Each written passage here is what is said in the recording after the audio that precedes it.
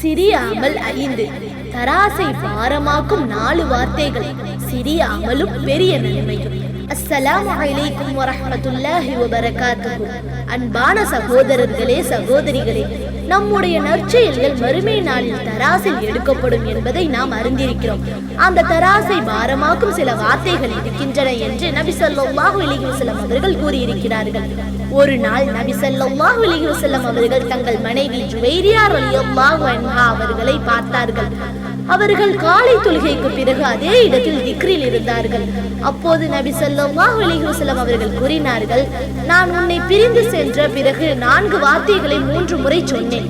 நீ இன்று சொன்ன அனைத்து வார்த்தைகளையும் அதோடு ஒப்பிட்டால் நான் சொன்ன வார்த்தைகளே பாரமானதாக இருக்கும். அந்த 4 வார்த்தைகள் என்ன தெரியுமா? சுப்ஹானல்லாஹி வ பிஹம்திஹி அதத ஹல்கிஹி வ ரிலா நஃப்ஸிஹி வ ஸீனத அர்ஷிஹி வ மிதாத கலிமாத்திஹி. அல்லாஹ்வின் மகிமையை அவனது படைப்புகளின் எண்ணிக்கைக்கு இணையாகவும், அவனுடைய திருப்திக்கு இணையாகவும், அவனது அர்ஷின் எடைக்கு இணையாகவும், அவனுடைய வார்த்தைகளின் அளவிற்கு இணையாகவும் புகழ்கிறேன். ஒரு சில வினாடிகளில் சொல்லக்கூடிய வார்த்தைகள், ஆனால் மறுமை நாளில் தராசை பாரமாக்கும் நற்செயல்.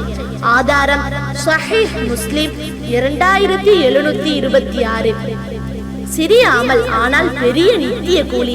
இன்றே இதை அதிகமாக ஓதுங்கள். அல்லாஹ் உங்கள் தராசை பாரமாக்குவானாக. ஆமீன்.